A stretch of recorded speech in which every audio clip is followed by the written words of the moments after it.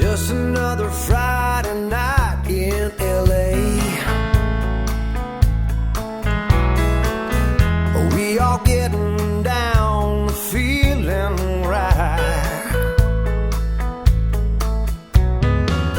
And there she is alone again in the corner, sipping on a glass of house red wine. As the band begins to play, she's grooving, letting music fill her soul. Nobody knows why she dances alone. No, nobody knows what she's running from. You can ask her to dance if you wanna, but you smile and just say no. Nobody knows why she dances alone.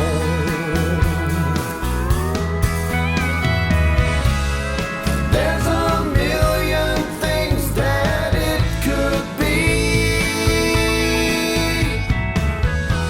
from broken hearts to broken dreams, or getting tired of being left out one more time. To tell you the truth, your guess is as good as mine. Nobody knows why she dances alone. No, nobody knows. Is there something at home? Nobody knows why she dances alone. No, nobody knows what she's running from. You can ask her to dance if you want, but you smile and just say no. Nobody knows why she dances alone. Nobody knows why she dances alone.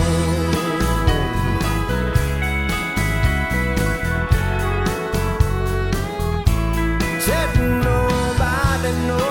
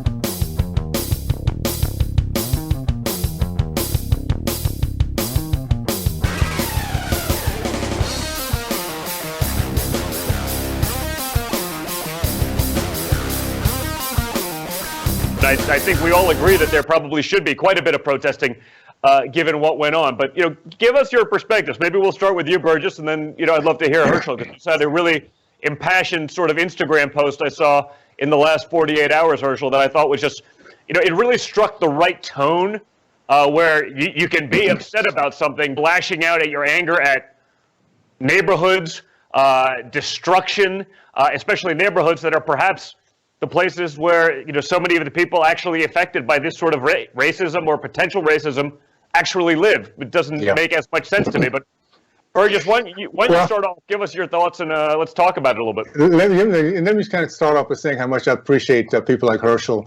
We were talking before you came on. It's old school. We happen to be blessed, been raised by a family, a community that really taught us about pride, about work, about counting our blessings. And it's nice that we now have that experience, so it's not hypothetical to us what the American dream looks like. And that's where my background comes from, that position. I grew up in a middle-class community and a middle-class family, which by that time, 50% of Black Americans in the segregated South, West, East, wherever, were part of the middle class. And the reason why is because there are 40% of us that were business owners. Just imagine going through a community and everything around you, because there's no whites, everything around you were business owners, whether it be Speed grocery store or Perkins station or Baker's pharmacy or the hospital with all Black nurses and Black doctors. What that does, first of all, it lets you know that the middle class is real. And what bothers me the most is the way that the leftists have not only put down my family's generation, generations before, because they worked hard to get respect. They didn't demand it, they commanded by succeeding, by beating out the other guy, by working hard. We were taught very simply, if they don't believe in you, work harder than they do, study harder than they do, but you just prove your point, and you have pride in who you are, you have pride in your name, and most importantly, this is the process, pride in God, country, family, and women. We were taught that. What I've seen happen over the years, very simply, is not by accident. What the leftists did, our biggest enemy has not been white racism. It has been Black elitism. It's those who are Marxists, who take the position that they are the end all. And they do anything they can to turn our community around so they keep their power. The NAACP, the Black Caucus, has done nothing for 60 years to keep our community where it is. Matter of fact, it's done nothing but leave left misery with us. So what I know is happening is that 40% of business ownership is now down to 3.8%. I cannot emphasize strong enough.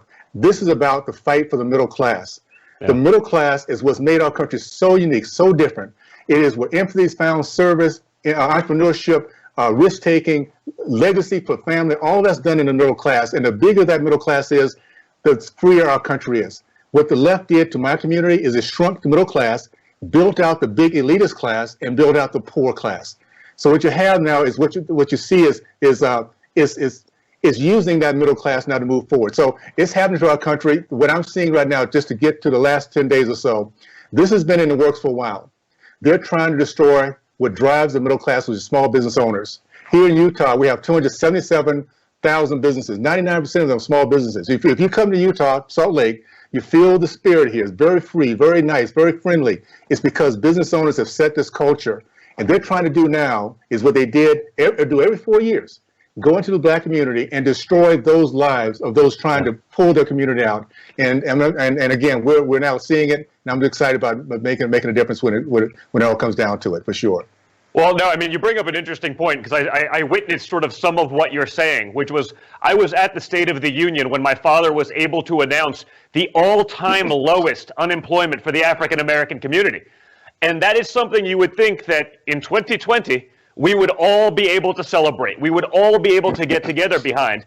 And yet the Congressional Black Caucus didn't even applaud it.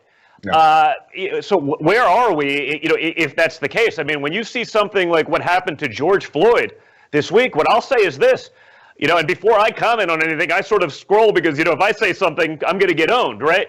I mean, I scrolled through Twitter for an hour. I couldn't find a single person, white, Black, Hispanic, law enforcement, not law enforcement, who agreed with what happened, who said, you know what, this officer acted correctly. I mean, it was literally probably the only thing in 2020 that everyone actually agreed that this was too far. I mean, frankly, law enforcement was some of the most vocal, talking about how crazy this was, how bad it was, because it makes their job harder. They lose that faith. They lose that trust. It puts a crosshair on them. And, so Herschel, talk about your experiences with that. Because, I mean, I'm sitting there being like, wow, this is great. Like, there was no ambiguity whatsoever. And yet these things still started. I mean, you grew up in the similar, you grew up in, in Georgia, in the South during those segregationist times. What's changed from then and today? Have you noticed big changes? Has it not? Or, is there, has it just been politicized by the media much more so than there? Because there were obviously real problems then. Well, I think what has happened, which is sad, and I think it's real sad to me, and it hurts that I think they're trying to fool the African American community. And what I mean by that is they're trying to use this word racism, and because they don't like what you feel or what you think, you're racist. And I said, guys, racist mean a whole lot more to me than just a word. Racist is, and I think because this administration, they have tried to use racism as a way to taint this administration, which is wrong, because I said proof is in the pudding. And what I mean by that is you look at what this administration has done for the 3 years it's been in office compared to, let's go back forward, the president that's been in office. And when you look at that, and that's what I try to explain to the African American community. And what has really upset me more than anything, as you said, when I looked at what happened to Floyd, I wanted to be a police officer, and I was angry. I was very angry. I look at what happened to Aubrey in Georgia. I was angry. And then I look at this beating they did to this young white gentleman in Dallas, and I almost shedded a tear. I said, what has we become? That where is our leaders? And I don't mean leaders. Where are the leaders? Meaning our Congress, our senators that's supposed to be jumping on this. Well, you remember a couple of months ago, it was Black Lives Matter with football. Well, nothing was done. Well, this administration, your father has went out and has done so many different things for the African American community, but yet no one has acknowledged that. No one want to talk about that. And I said, wait a minute. We are not this country. We are a country that was built on laws. That's the reason everyone want to come from where they're from, come to here, because we was a country that was built on laws. Well, today we have totally have let it go, and our leaders have disappeared. Mm-hmm. And then to hear a leader after your father decided to come up with a solution to criticize. And I'm talking about you not coming up with a solution, but yet you're going to criticize. And yet I heard someone, and I'm not going to call a name, who said this has been going on since, this has been going on for years. This has been going on for years. And my thing is, wait a minute, you've been in office for years. So what have you done? So I think that people need to realize this. And I said, when you go to the voting booth, you need to, first of all, you need to fill out that census. Let people know that you exist. Fill out that census, let people know you exist. And when you go to the voting booth, you need to start looking at people that have been in office for years and nothing has changed. Yeah. Then you look at results. Look at results from your father. And I'm not going to talk about Vice President Biden. And this is what I told someone. If he wins, I'll respect him as president. I would not go out and protest. I would not go out and do anything because he won from a system we put in place. Yep. Well, President Trump won from a system we put in place. So we must respect him as president, not go out and protest, not go out and do this, because it started out Russia. And then it became impeachment. Yep, then it's 100%. Pandemic. And now it's this. And I said, he has continued to fight, continued to be for this country. And Don Jr., you remember this. In 1985, when I was with your father, I made a statement at that time. I said, this guy here could be president of the United States. It's true. In 1985, I made that statement, and I said, because he loved America. Mm-hmm. And if you got a president, you hope to love this country. People get mad when you say, I want to make America great again. You know what? I want to make myself greater again.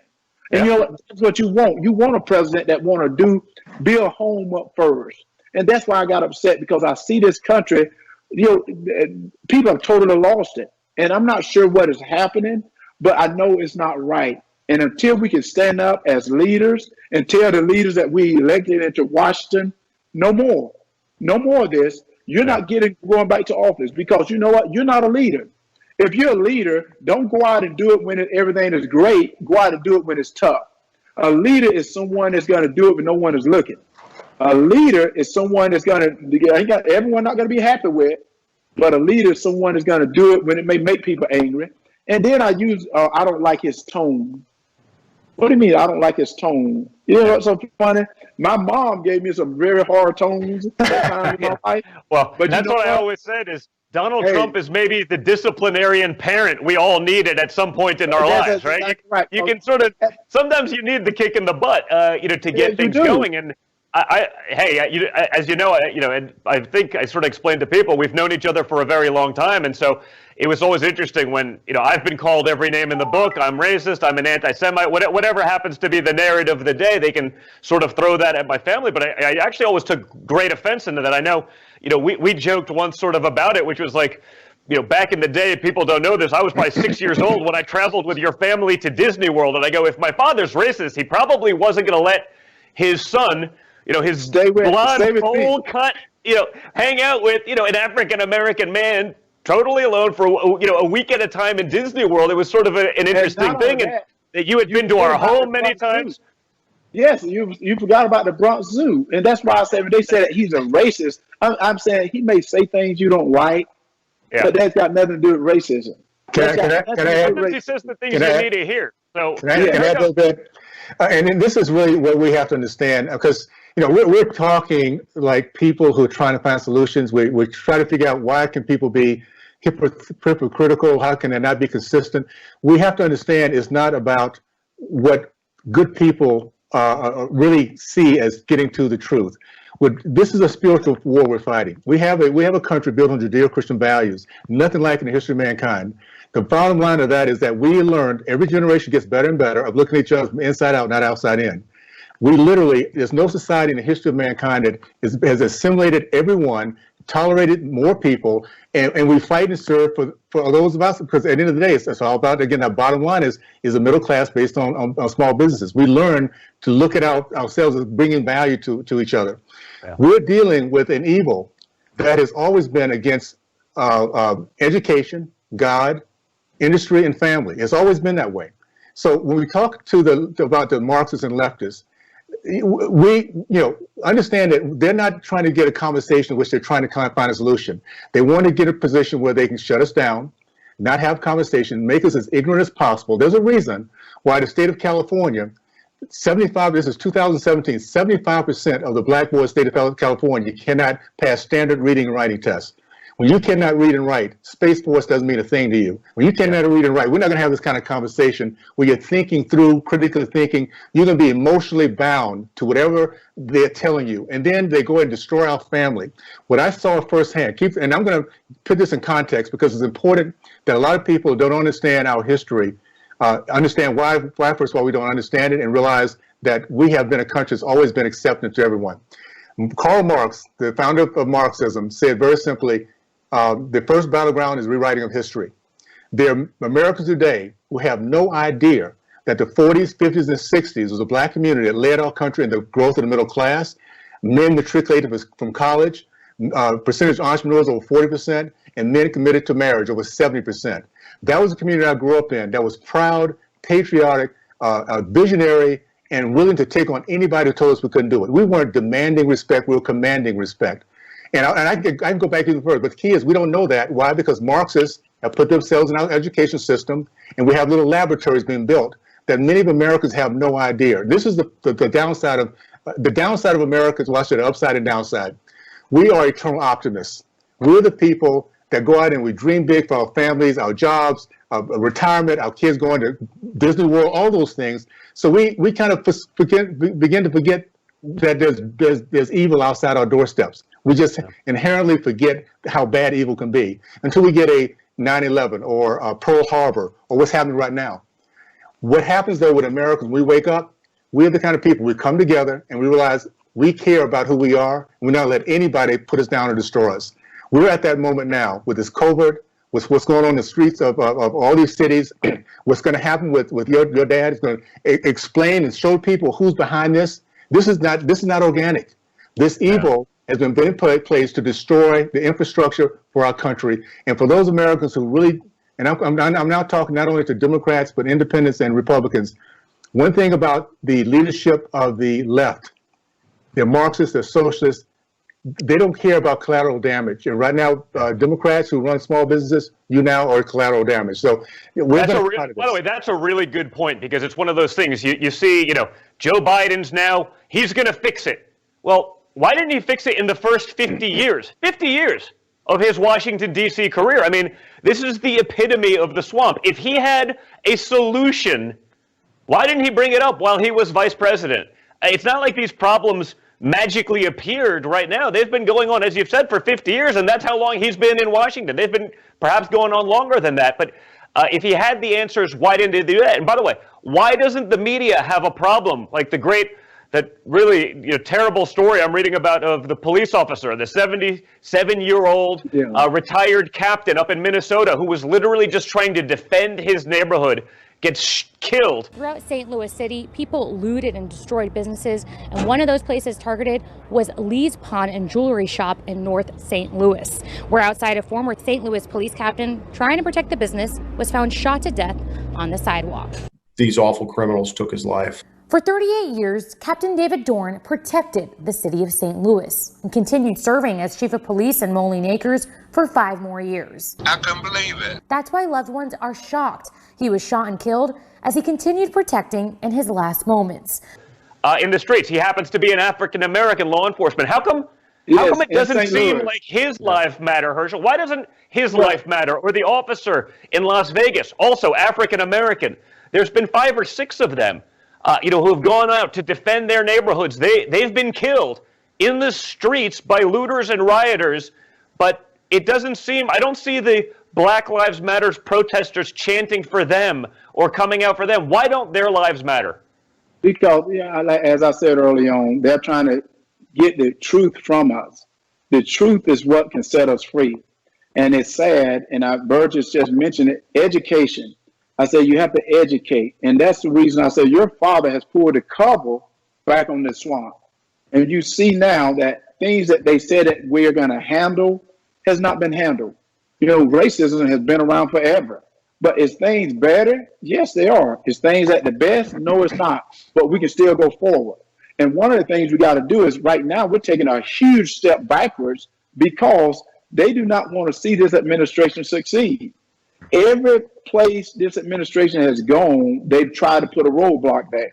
Well, this administration has stepped over that roadblock, so they continue to put another roadblock.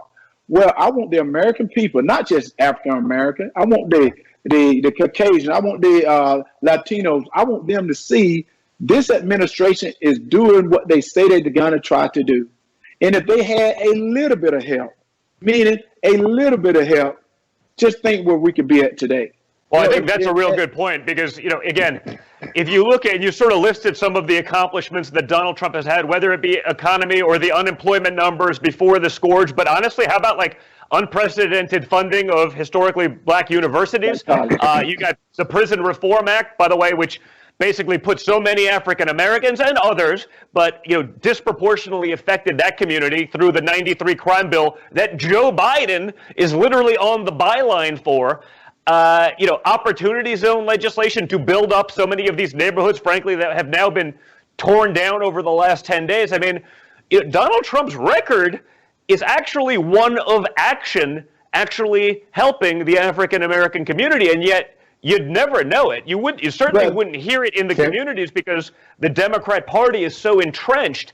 How do you break through that? Because I think if people really got the message, they actually saw, wait a second, you mean he's not just racist because they said he's racist on TV and are running with that narrative, but he did things that can actually better our communities. He's for school choice so our children can get a great education and not just be indoctrinated into whatever the public school system is and actually has the opportunity to thrive. If they saw that, don't you think you'd actually do a lot better? Can I answer that? You know what, guys? Yeah. They're saying we got to go to break. So we'll come back in 2 minutes, but I definitely want to hear your thoughts on this one because, you know, I think it's really critical and hopefully can open some people's eyes. Okay. So we'll be right back. Hang in there. But I tell you, if you have a problem figuring out whether you're for me or Trump, then you ain't black. Take a look at my record, man. When I marched in the civil rights movement, I marched with tens of thousands of others. He had not actually marched during the civil rights movement and kept telling the story anyway. I came out of the civil rights movement. I was one of those guys that sat in and marched and all that stuff. Now, his aides went back to say, look, he was in office marching for the idea. That's not what the word marching means. Twitter. I was not out marching. If you have a problem figuring out whether you're for me or Trump, then you ain't black. They're gonna put you all back in chains. And you ain't black. Poor kids are just as bright and just as talented as white kids. You ain't black. You ain't black. You ain't black. You ain't black.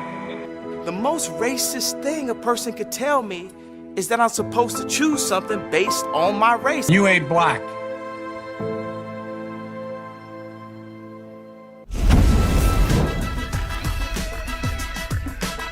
Well, guys, we're back, and we sort of talked about, you know, actions versus talk. We've heard a lot of talk from the Democrat Party. They're masters at pandering, but if you actually look at the results of this administration, they got things done for the African American community as well as others, frankly, historical things, and frankly, many things under unprecedented incoming, meaning there's never been a president that's taken this kind of heat, whether it's the Russia nonsense, all lies, the impeachment stuff, all just a hoax after hoax to try to make it harder for this administration to get anything done, and yet my father's actually done it. I mean, Herschel, you're an entrepreneur. Now, you were able to do a lot of those things before my father stepped in, but, you know, talk about that and what it's like being an African-American business owner, what that's been like, and what some of that legislation can do to push things forward, and maybe, you know, how you can disseminate within the community to realize that what you see on TV and what you hear from Democrats that are very strongly entrenched in so many of these urban neighborhoods, you know, what's not getting to the average person that's driving their decision making? Well, I think they have sort of looked at African American and made them short to not realize that your father has had more meeting with African American than any president I've seen lately, and he's tried to work and get through anything they've asked. But the problem I think he's having is they do not realize that some of the left do not think African American can think, because I think this may backfire on them. The reason why is they're talking racism, but if you look out on the streets, who are the majority of the people on the streets? And I said, wait a minute, there's more whites on the streets than there are blacks on the streets. And I think that's may backfire because I think most African Americans are saying their businesses are being destroyed. Yeah. Why? You know, this is what they work for. And I said this. This is the reason it almost made me cry. And the reason I made that little video, I said, you know how hard someone has worked for their livelihood, how hard they work, how much time they sacrifice. And to have one night where someone come in and destroy everything as it just totally never existed. And do you know how hard that is in today's world? And people doesn't care, and the left doesn't care. Yeah. They say well, absolutely nothing. Yeah, you see that. I mean, and it also seems like, obviously, you know, some of these protests that are, again, destroying these neighborhoods, and you're seeing some of those viral videos come out, you know, the African-American business owner who say, well, what are you guys doing? Like, today we found core boy Bala, who invested his life savings into opening this sports bar, cleaning up. While our camera was there, looters came back to try to steal his safe. Right, trying to steal the safe. I don't know what we're gonna do. We're gonna work so hard to get here. So hard. Look what you did to my store. Tell him, sister. Look what you did to my store. Tell him, sister. That's right, because I got their back. These are my dudes right here. Good men. Look at the things you've done. Good men. Look. The Black Lives Matter. We've been here all night cleaning up. All night cleaning. You know, I don't know how, you know, stealing a flat screen honors the death and the shameful death that I think we all acknowledge that. I don't think there was anyone that didn't say what happened to George Floyd was a travesty. Let me say this. Let me say this for a minute. But there seems to be professional agitators also creating these problems. I mean, talk about that. I think what's wrong, before we get somewhere, and I mentioned this, I said, I think it is unfair to mention anyone named Floyd, Aubrey, anyone's name with these crimes. That is a difference to protest and be doing crime and yet mention their names with these crimes. That's not fair.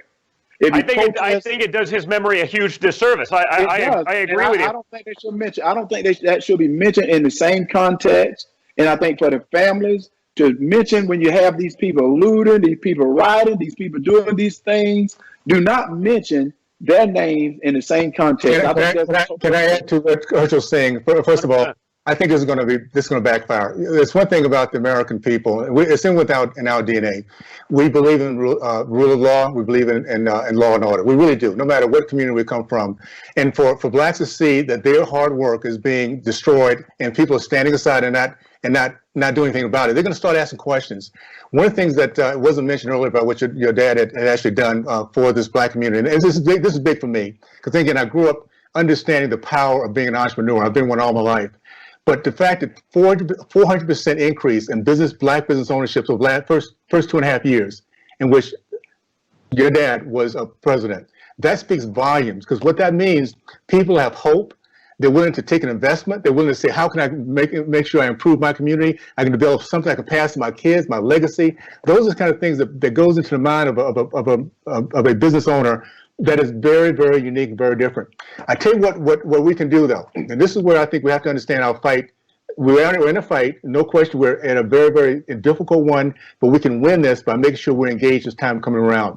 See, what it comes down to, we have done this. We've had the success we've had over the last, almost 4 years without help. I mean, it's amazing. Even when the first initial Republican House of Representatives weren't really there to help out. Yeah. There's too many softies. That was the never Trump wing of the House. Yeah. That didn't work out so well. And then we come in with the Pelosi group that's been truly aggressively anti-American and everything else. Imagine, I'll tell you what I see coming into this next House.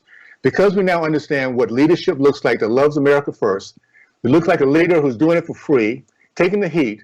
All of a sudden, people like myself who never thought about being a politician, never thought about it. Across this country, we're finding freshmen that are going to come into this House once we win it. It's going to be a whole new day. We're not there to be lobbyists. We're not there to be career politicians. We're there to save our country because we see what it looks like, that we're at risk. And I'll tell you what, you get a House back that truly, I'm going to call them the SEAL team, because I really think that. I think this new group is going to be so unique and so different. And we're going to be putting more pressure for even the Senate to have more backbone.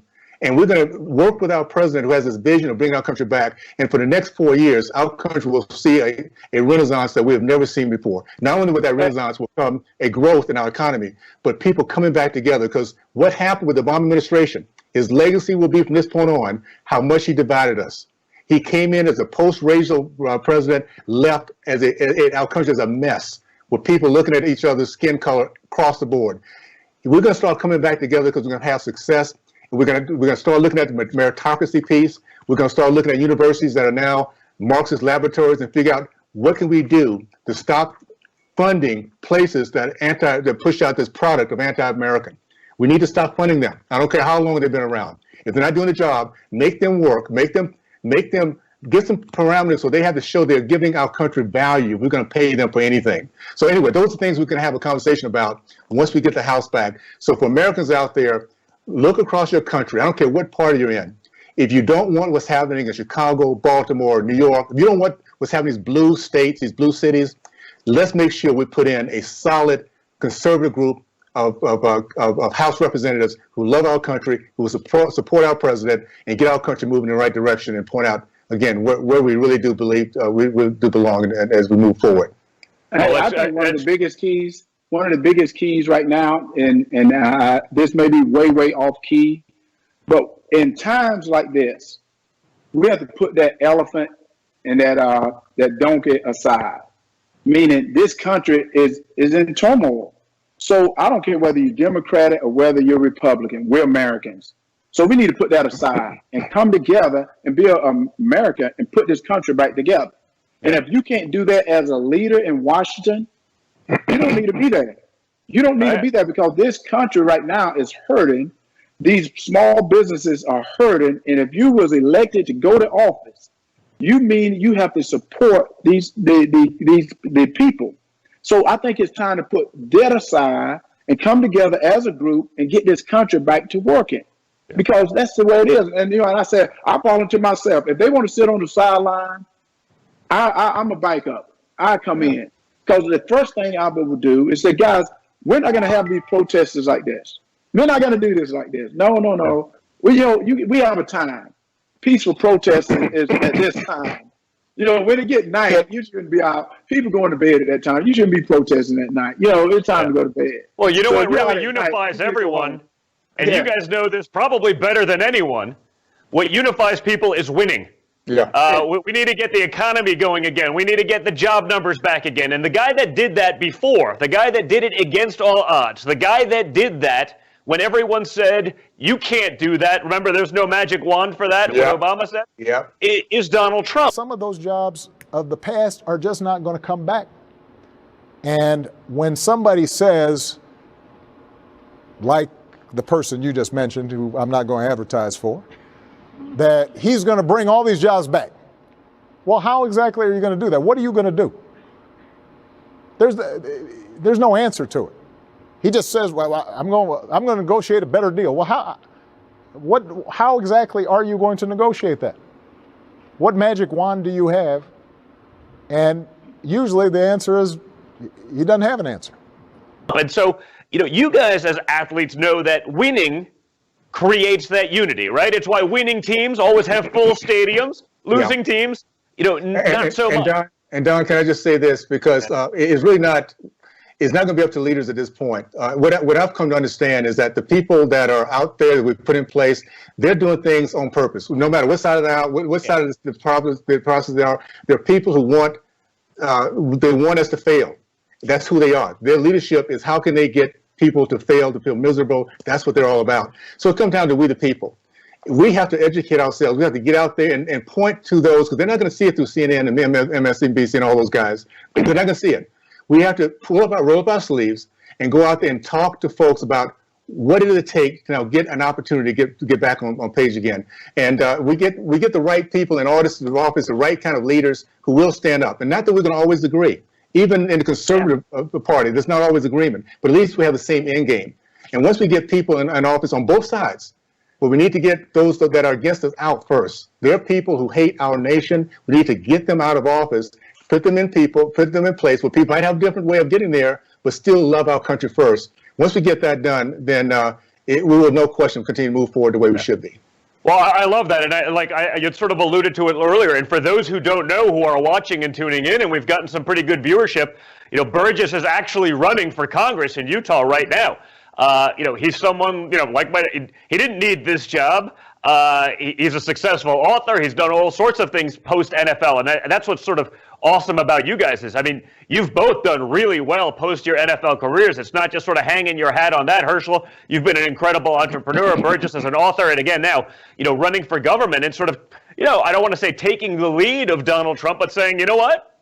I can get in there. I can do this. I can make a difference, and I can give back to my country. So I think that's awesome. Now, what I do want to do, because part of this podcast isn't just about the politics. We like to have a little bit of fun about this. Let's talk a little bit about football. And unfortunately, even football has been politicized a lot in the last couple of years. But a couple of things. Burgess, when you were playing, some of the hits that you had back in the day. Today would have probably gotten you suspended or thrown out of the league. What do you think about sort of the new rules, the new way of play? What do you think about that? And then, I'd like to hear both of your sort of into political sports. And again, it's not just the NFL. You've sort of seen, the NBA kowtowing to China and running with the communist propaganda talking points. And I get that basketball is big over there, but man, that was sort of shocking. Tell me a little bit about it. Well, first of all, you're absolutely right. Because people want to see that. We had some legendary hits. Absolutely. And you have to understand, it was a different day. I came to a time, my last 3 years was with the Oakland Raiders, back when they used to win a lot of football games. And it was a culture.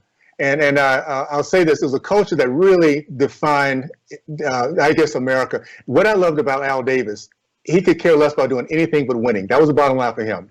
Just win, baby. Some of those might remember that. So what he would do, he'd look around the league. He'll find guys who are too old, too rambunctious, too rebellious, too whatever to fit into the NFL normally, and say, come on here. You come to me, get on the field, do your thing, just win on Sunday, and you got a place. It was a very welcome very welcome organization. It was one that was so unique. You can laugh your head off just looking around and hearing the stories of these guys. But to me, it reflected America. We're so diverse. We have many of us are underdogs in so many different ways. We come together in this particular place and we just win, baby. So for me, it was the greatest way to in my career, living the American dream with a team that really enhanced and personified the American way. To say the least, in those days, it was all about intimidation. If you get a receiver coming across the middle, that was a free safety. Yeah. The goal was to intimidate. And obviously, you did. Yeah, we're paying the price now. That group that did that, we're paying the price. So we're being a lot smarter. We have to be, because it is a collision sport. And at some point, we do have to pay the consequences of those collisions down the road. The goal is to be as safe as we can.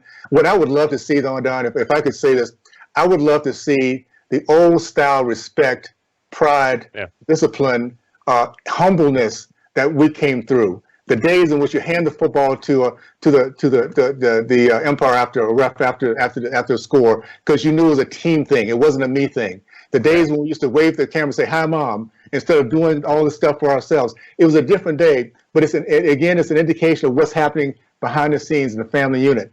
And not just to go back real quickly, once we get the family unit back, this conversation changes, because at that point, I agree. Kids grow up, and we need to make sure that happens. And that's where policies come in. That's one of the reasons I'm running, by the way. I realize as long as the left continues to control the House, we will continue to being hopelessness to our kids and their families. So we have to make sure we change that around and make it work. Well, so Herschel, as a running back, you didn't exactly shy away from the hits either. And then more importantly, what many may not know about you, later on in life, and I mean, quite later on in life, in the history of an MMA fighter, you got into one of the biggest leagues in mixed martial arts in your late 40s and 50s, and won professional fights. We won't talk about the 50s. I know. As I get into my 40s, I'm doing the math. I'm saying, wait a second. When I started hanging out with Herschel, there's got to be a 10, 12-year gap. So yeah, I know you're there. We'll pretend you're not. Talk a little bit about that, and also, the transition to, and honestly, the discipline, because I know, you're such a disciplined guy in everything that you did, whether it was, again, football, track, being able to get into MMA and having the physical prowess, talk about some of that discipline, but to get into MMA in your 40s and win, that takes a special kind of discipline that's probably, in all fairness, lacking, today in this country, in a younger generation. Talk a little bit about that and how that helped you persevere, thrive, and take on so many different challenges, whether it be on the football field, in the octagon, or really in business as an entrepreneur. Can I add something before Herschel starts? Because this is an area that he doesn't know. As a professional athlete, for 10 years in NFL, I remember the day I decided, this is too much. You get to the point where your mind still wants to do it, but your body doesn't. And I've always respected those who took it a year or two behind me. I have so much respect to see what Herschel's done after getting through that process, because it takes a lot to get your mind really overcome that pain. You got to go through that pain. You just have the lack of youth to go along with it. So, and it's not like he took up speed walking. It wasn't like he took up he didn't take up jogging. He got into mixed martial arts. It's a little different. Punching people to death is that's a whole different world. So Herschel, talk about it, because it really is amazing. To have the storied career that you had, a college legend, NFL legend, to retire. And again, after a sport that's going to do some damage to you physically, but to maintain that, to be able to jump into the octagon and literally become a professional fighter as a second professional sports career is astounding. Well, I think what it was is I was very fortunate to have coaches that was ex-military. They taught me discipline. They taught me to believe in yourself. And, I ended up getting a coach by the name of Tom Landry, that I think is one of the finest men I've ever been around. And he used to always say, if your family is not together, you're not going to be together. And that helped to bring discipline in my life. And I always wanted to be a Marine. A lot of people don't know I always wanted to be a Marine. And later in life, I've been working with the military now on the behavioral health side for the last 12 years. So I'm at a base every 3 weeks all over the world. And I see the young men and women who are really true heroes. And this is not kissing up, but they are true heroes. And as I see what they have done for this country, I feel guilty. I feel guilty because I played a game that just has a ball. I can get tired. I can send my ball. I can go home. But I see the young men and women that sacrifice their life up. They give all this up, and it inspires me. It inspires me to go out and be better. And I say I won't quit. I won't quit. You know, I grew up overweight with a speech impediment. I was bullied a great deal, and I overcame through sacrifices. And that's what I try to tell all kids. You got to sacrifice. Even like right now when I talk about being a leader. To be a leader, you have to be a leader yourself first. Meaning you have to lead yourself to say, you know what, if I want to do this, I got to work to do it. It's not just going to happen. Nothing is going to happen. You got to work to do it. And you got to be yourself. And you know, getting into the octagon, a lot of people don't know, when I was in college, I fought in college. I used to play on Saturdays. I went to church Sunday morning. I fought in martial arts tournaments Sunday afternoon. So this is something I've been doing all my life. And, you know, I was very disciplined from my parents. I ended up getting coaches that was disciplined. That's all I knew. I knew how to compete in life, compete at everything that I set out to do. And I love to win. This is one thing you would know about Herschel Walker. I love to win. So if anyone tell you that winning is not everything, they're a loser. And that's the reason I tell you right now. That's the reason I tell you right now that I get fed up watching some of the stuff that happened on television, because it's like, I was watching The Last Dance with Michael Jordan. Yeah. And I was watching how they were saying how difficult he was on his teammates. And I'm sitting there saying, I think he's great. I think it's great because they won championships, because he had to make them play above where they were playing at. You know, one of the greatest things I ever had is to play with someone like Michael Irvin, to play with someone like Deion Sanders, with Reggie White, that those guys, they practiced excellence, which made me practice excellence, which I wanted to be better than they were, because I didn't want them talking about Michael Irvin. I want them to talk about Herschel Walker. I don't want them talking about Deion Sanders. I want them talking about Herschel Walker. So when I get into the octagon, I'm working with the military. Most of the young men and women that's being recruits, they know the name Herschel Walker, because, they were not around when I was playing. But by me getting into the octagon, they're shocked that I can come into to a military base and I'm jumping out of a plane. They're shocked I come to a military place and I'm taking a gun, shooting, or I'm doing the things that they're doing. I'm out with the SEALs out in the ocean. They're shocked that I can do those things. But then they listen to me. They listen to me where I tell them that, there's no shame to ask for help. That if you're struggling, if anything is going wrong, there's no shame to ask for help. And that's what I do, because I went through a tough time in my life. And I tell people, I'm a tough guy, but sometimes I shed a tear. And that's the reason I did that post, is I was sad. I was sad to see this country what it is today, because I love America, guys. This is the best country in the world. I love America, and I'm not going to let it go without a fight. Right. I have a son. And, I have brothers and sisters. I'm not going to let this go without a fight. I'm Herschel Walker. I'm in this shape. I'm ready to go, and I'm not going to lose this without a fight. I love that, man. I think that's a great lesson. Again, I think the discipline is the thing that seems to shine through. And honestly, the element of faith that I know that both of you have, again, I wish we could instill that into those next generations, because it's going to be, it makes a difference. I mean, it's so clear in just the results that, you guys have manifest throughout your entire lives. It's truly awesome. Now, we got to go take one more break, and we'll be right back with Burgess Owens and Herschel Walker. Thanks, guys. Houston, this Neil, radio check. This country of the United States was not built by those who waited and rested and wished to look behind them. Man is about to launch himself on a trip to the moon. We choose to go to the moon. We choose to go to the moon in this decade and do the other thing. Man on the moon. Boy. We can see you coming down the ladder now. 38-year-old American standing on the surface of the moon. One small step for man, one giant leap for mankind. That magnificent moment, they did the impossible because they knew that together there is absolutely nothing Americans can do. Now we are ready to begin the next great chapter of American space exploration. Liftoff. We have a liftoff. The vows of this nation can only be fulfilled if we in this nation are first. Once more, we will launch intrepid souls blazing through the sky and soaring into the heavens. Once more, we will summon the Americans aimed the next great American frontier. And once more, we will proudly lead humanity. And that's what it is. It's humanity beyond the earth and into those forbidden skies, but they will not be forbidden for long. With guidance, navigation, and control. You're very important people. You have a great, great contribution. What you're doing has been incredible, but it will be even more incredible, far more incredible, because we are giving you a platform the likes of which nobody has ever been given. Our nation of pioneers still yearns to conquer the unknown. Because we are Americans and the future belongs totally to us. Mount Dragon, loud and clear.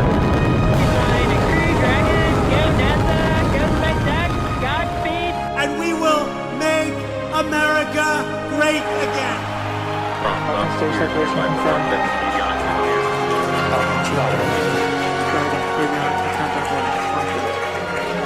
And back ignition.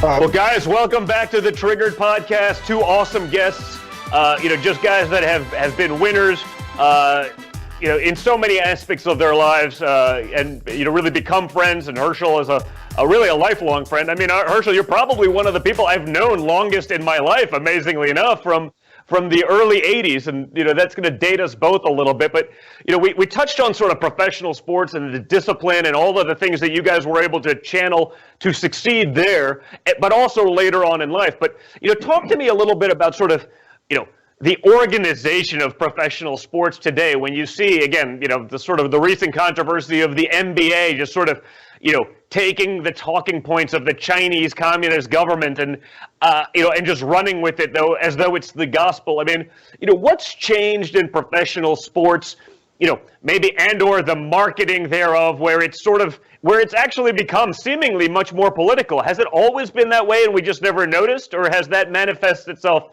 more recently? Maybe we'll start with Burgess. And keep in mind the folks who founded the NFL. They were the guys who were out there in World War II, out in the Philippines, or when Dal Davis's part, he was too young to go to fight, but they all had the same patriotism. So they built the NFL based on their love for country. They looked at the NFL and sports as a way to bring people together. It's interesting when we find things in common. That's when we begin to look at each other inside out, not outside in. We talk about the sports, and we talk about military. Why is it that seems to be the place where the most integration, natural, organic integration happens? Because people get a chance to look at character, and if they can depend on someone, if their work ethic, and they start to respect it, and they want to be part of it. Well, that was the NFL. I remember when I came into the NFL back in 1973. It was still a place that had no quarterbacks, middle linebackers, free safeties, centers. Because as Herschel mentioned, one of the things that happened back in the South in the early days is that we were looked at as not being able to think. We're not intelligent. And that's why education was such a big thing for my dad's generation. It was a big, big deal. What's happened is this is what's happening throughout our country. This is why we have to be so careful. The people that loved our country, the people that built these foundations, that built our institutions, even our college institutions, they've been replaced by people who are different. They've been replaced, I'm going to go back to politics, by people who think differently than we do. They love other places more than they love us. I can make it simple. Socialists and Marxists, at the end of the day, Karl Marx made, once again, the first battleground is the writing of history. How do you do that? Get inside the institutions, begin to change the way our history is taught, change what's made. Many of our kids have no idea what free market stands for, what it's all about. We now have the NFL and NFL that not only brought politics into the picture for the first time. Never has this happened. People from different sides of the aisle go to a game, root for the same team, be excited because they have a flag, they had their team, all that they can rally around. All of a sudden, we have leadership that brings in division. They allow Kaepernick to start disrespecting our flag, disrespecting our anthems, and of course, at the same time, they now have their Nike. Now is the marketing arm of the NFL who has Kaepernick as the face of it. So this, of course, is divisiveness. We have to make sure that Americans, we understand again, and going back to the politics part of it, everything we're dealing with now, we're at war. We're about our culture. And if we want to stand up and make sure we continue this thing moving forward, let's stand up for America. Let's do the things your dad was talking about, making sure we do things we manufacture inside our country. Let's do that. Let's be proud of our manufacturers. Make sure our businesses grow. Let's make sure we keep that wall going so we keep our culture safe. And those who come here can't wait to be Americans and learn our culture, assimilate, and give back to us. Those are very simple things we need to do, things we grew up with. But we have to understand every part of our society is under attack. It's not simply one simple thing. And once we understand who the enemy is, we can go out and defeat it and win our country back in the future for our kids. Yeah, well, Herschel, what are your thoughts on this sort of, the notion, today I see it, whether it's, frankly, professional athletes or, music industry people. I have sort of a lot of friends that are there in that world, and they're like, hey, man, we love what you're doing. We just can't say it. If we said it, it would be over. it seems like there's really a double standard. If you give your political views and they happen to be really woke and you happen to be really left, it's like, to your point, you don't have to be a good quarterback, but you'll still get the Nike contract. If you're on the right and you said the same thing, you can kiss your career goodbye. Was there always that sort of political divide, even amongst the players, where you couldn't voice your opinion, or were you able to sort of be able to have that discourse, whether it be in the locker room, whether it be with management, whether it be with coaches? Has it just been divisive now, or has it just been that the lines have been drawn and it's okay to be one way and not the other, Herschel? Well, I think the social media world has changed all this. I think that's the problem. I think the social media world has changed it all.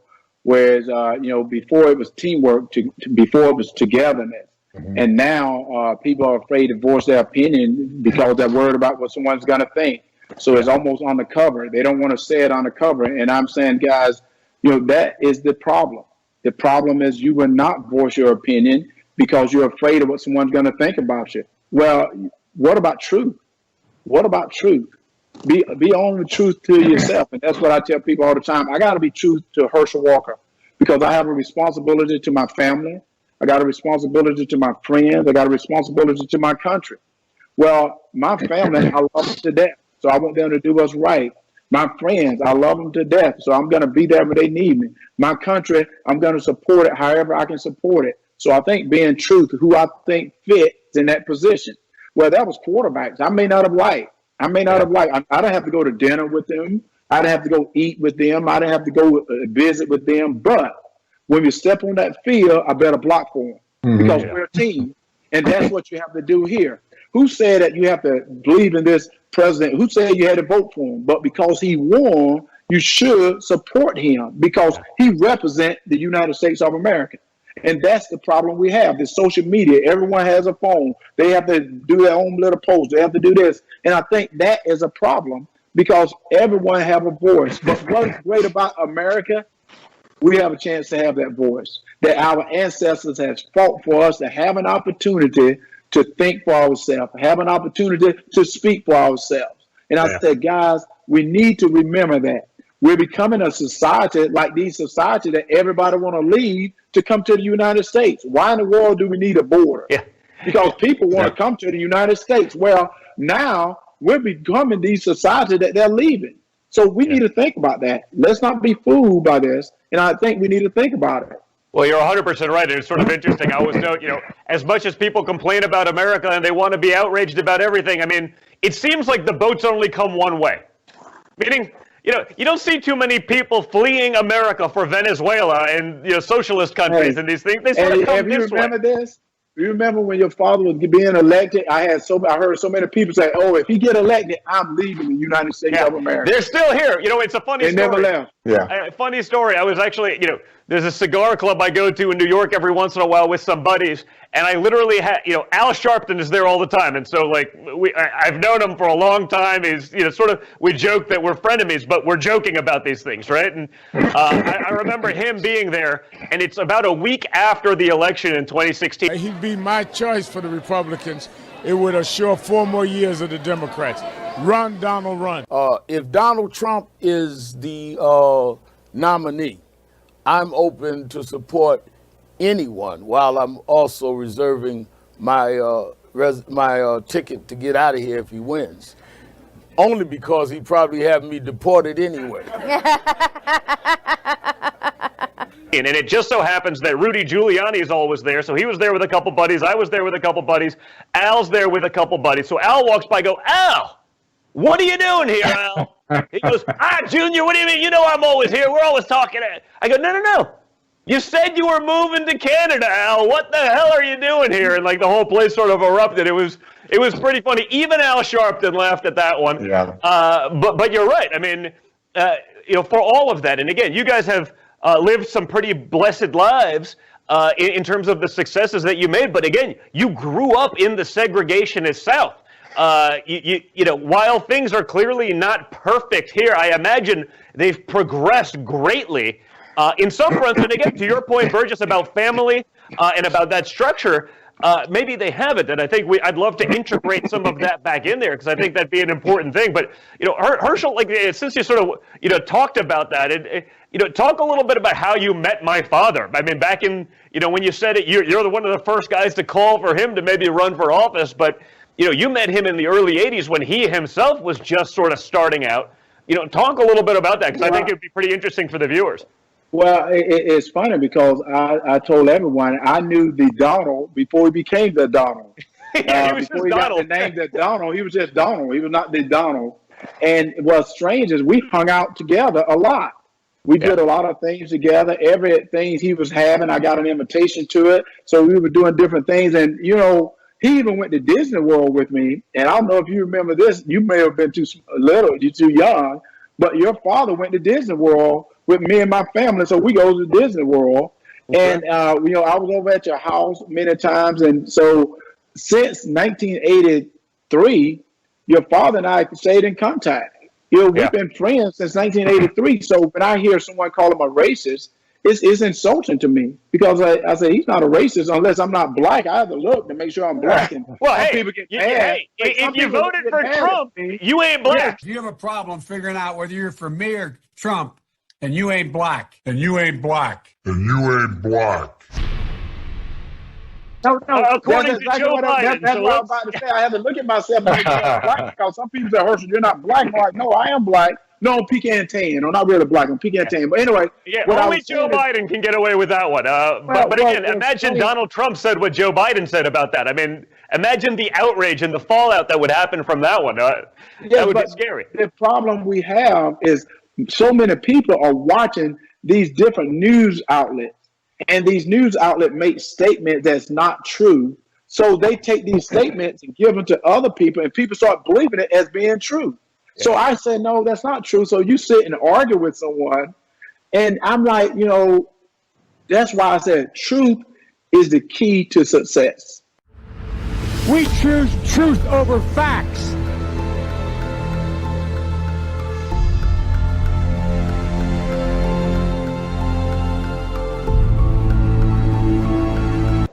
I know I'm not the prettiest guy in the world, but I'm okay with that. I know I'm not the best athlete in the world, but I'm okay with that.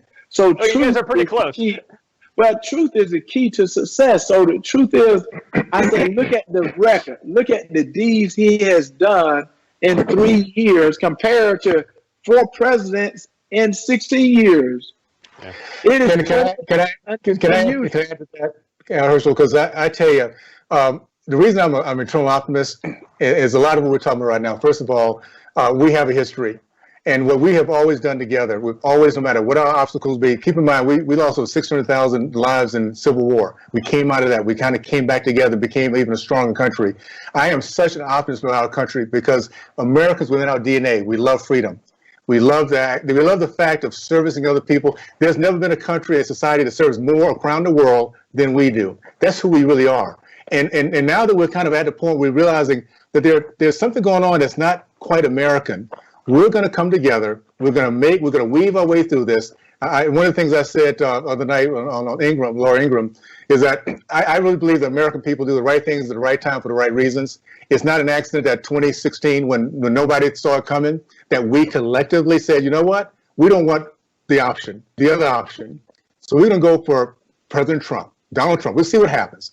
And guess what? That's the way we've always rolled. We've always been able to do the right thing at the right reason because we do care about our country. We don't want to be enslaved. And if we see it coming, we kind of instinctively know that's what we want to go away from. So I'm totally believing that we come through this process, we're going to learn even more. What have we learned? We learned there's something called Passover. When you have locusts of rioters coming into a city, they pass over these little businesses that have an AR-15 standing in front of it. They pass over. They realize they don't want anything to do with that. So Second Amendment is something that we all see now, no matter what side of the aisle we're on. We need to make sure we keep it.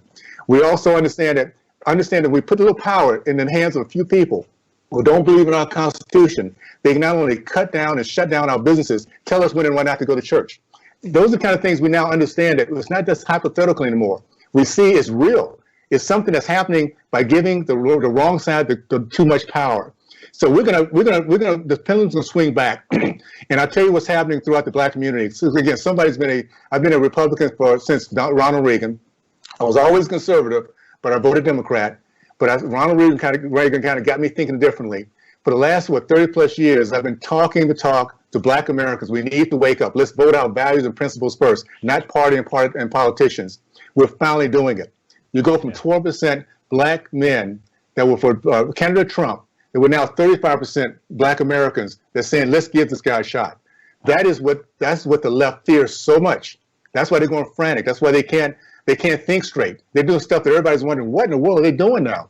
Because they are panicking, they're drowning, and they need to keep the black vote or bring illegals in fast enough to replace us. And with that being said, I just want you guys to keep this in mind. What does the left always do? It's very easy, no matter who that might be, who trusts them. They use, abuse, and discard. Always.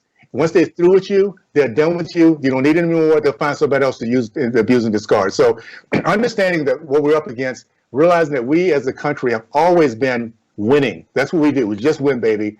We have the most optimistic people here, and I believe we'll come out of this much stronger, much more united, and we'll give us 4 more years, and you see a country that no one ever saw coming. It's going to be so awesome to experience that, where people literally wake up every morning, going to work, building their business, saying, man, my kid's going to have such a great future here because I'm a part of it. I got it, and we voted for the right guy. So, hey, Donald Jr., let me say something that's going to freak both of you guys out. And I was thinking of Are you running for Congress too? Like no. Oh, okay. I remember I was just going to substitute while some of the leaders don't want to step in now. I was going to step in and substitute. But I was thinking, society has changed so much. The demographic of America has changed so much.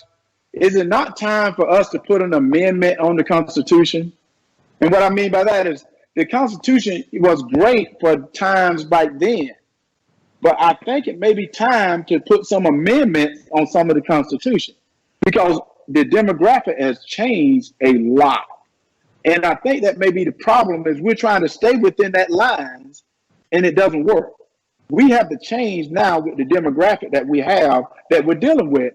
And I think that is what your father is understanding, that he is changing this America the way it should be changed, meaning you look at the way what is happening, and that's what you have to go with, not what it used to be. You have to get to another distance now. So I think your father, that's that progressive thinking he has.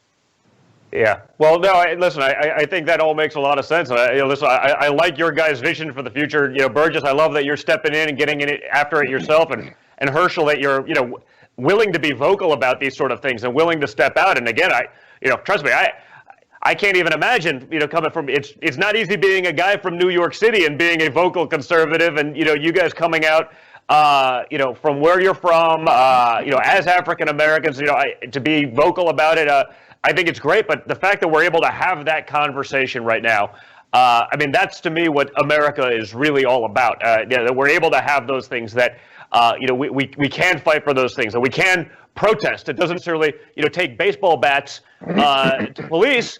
That's not what it means. But that we can do that and we can have this discourse. I love that, and I just really wanted to, thank you guys and wrapping up now for your time. One last thoughts. thing, really quick. And of course, one last thing, really quick. And Burgess and Donald Jr., you can answer this for me, because I heard that Vice President Biden was meeting with a lot of the African leaders, and I was shocked because I started thinking, who voted in Africa leaders? Who are the African leaders that was voted in? Because I never voted for anyone, and I can guarantee you most of the people that he's meeting with, a lot of the young generation don't know who they are. So I started thinking, who voted in the African American leaders? Because I like to vote too. It's an interesting thought, because you see that as sort of the people who are the mainstays of those communities. But they sort of control all that information, which is sort of how I was talking about earlier. Meaning, the policies that Donald Trump and this administration have enacted, are probably unprecedented relative to any modern president in American history. And which yet, is what you need. How many end users, how many end voters actually will ever hear that? Yeah. And the answer is not many. And even if they're getting the benefits, and even if they're feeling the benefits of that, who are they led to believe actually made that happen? Because I can promise you this, it's probably not Donald Trump. Well, I'll tell you what, can I just add to this, because as we wrap this up, it really is about we the people rising up, going to the voting pool and voting our values once again. We do that, we get this back. By the way, I want to make sure everybody knows across the country is Burgess for Utah, burgessforutah.com. And the district I'm running in is between 1 and 3 of must-have by both sides. So this is a national referendum. The Democrats must have this district to keep their power. We must get it to keep our country back, to get our country back. So for those across that listen to this conversation, go to my website, Burgess for Utah. I'm excited about the fact that we're having the conversation we're having right now. I've always believed that before the light comes the darkness. We have this drama that's going on. This gives our country a chance to really reflect, to think, and to have conversations about who is for us and who's against us. And I believe that at the end of the day, we're going to, once again, have your dad go in. We're going to keep the Senate, and we're going to finally get the House back for the first time in ever, to have the kind of House that will truly support the American way, American people. So I'm excited about that. And a conversation like this is what makes it happen. I mean, all our backgrounds are so different, but what we have in common, we love this country. We give anything for this country. We shed a tear when we see that flag flying and the national anthem going. That's Americans. That's who we are. And it's across the board. There are many of us like this. Many of them are afraid to speak up right now, but in the end of the day, they're not afraid to go in the booth and pull that living for the right people. And I'm looking forward to that. Well, no, I really appreciate it. And I encourage anyone watching, go check out what Burgess is doing again, because as someone who came from as an outsider, got into the world, politically because my father and everything like that. It's great to see others, again, who don't need the job, who haven't been career bureaucrats, who've done other things and succeeded at every other walk, of life that they've ever partaken in, to do this. So I love that you're doing that, Burgess. I wish you all the luck in that. And again, encourage everyone watching to check it out.